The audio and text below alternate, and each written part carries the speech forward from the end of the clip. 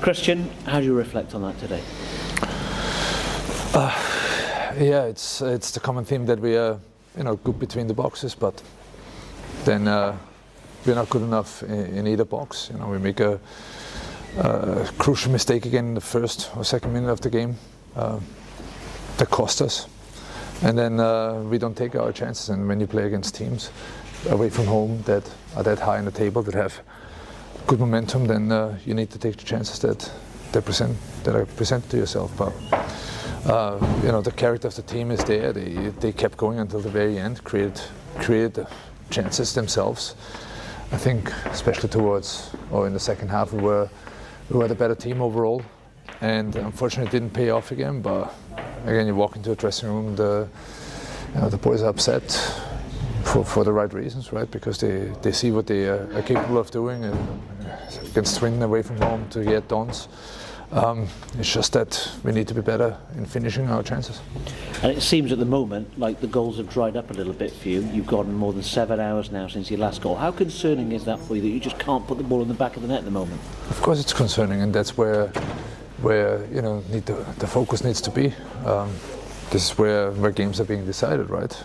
As well defensively as well as on the other side of the pitch, and we need to go in every training, in every game, to put the ball into the net, not just to play nice, but the ultimate goal is to put the ball in the net, and that's where we definitely need to be better. How do you go about improving that? It's the daily work. I mean, at the moment there's not a lot of time on the pitch, right, to really focus on that a lot, but we're trying our best to put in some finishing sessions throughout the week, throughout the couple of days that we have between games, and also making the boys understand that this is a very crucial moment and not to take it easy. As you touched on, an awful start with a goal in the first minute, but the way you battled and responded, particularly in the second half, Jordan obviously saves the penalty. How much hope does that give you for these final 15 games?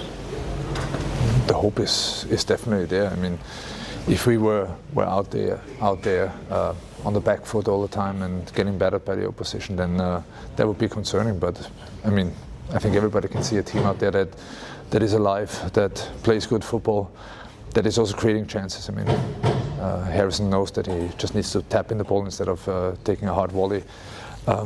As long as we play like this, and as long as we are getting in good positions and in creating chances as well, I'm very positive. And we just need to continue that trend, need to keep going, and it's another big opportunity for us on coming Tuesday in Salford to put things right. It's another game on Tuesday where you're playing teams higher up the table. You do need to take some points from these because the gap's grown today. You've dropped to the bottom today. You don't want to get any further adrift. Yeah, I mean, I think it would be a bad advisor to look at the table, because we know that there's a spell of 3-4 games where we play against really good teams up in the table, but we're also competing against them, and we're also showing that we can be playing better than them. It's just that we really need to start scoring goals as well, because otherwise it's going to be tough. But again, we are creating, we just need to put it into the net. You lost Kieran Brennan today. What is the news on him? I think it's too early to say. He felt something in his hamstring. We'll see about that. But he's going to have an MRI scheduled very soon, and we'll know more then. But you go to Salford on Tuesday, and you've got to lift the team again to try and get a result. How do you approach that game? They obviously played Manchester City today. How do you go into that one? How do you approach that fixture? The same that we did the last two. I think, again, the performances were there, right?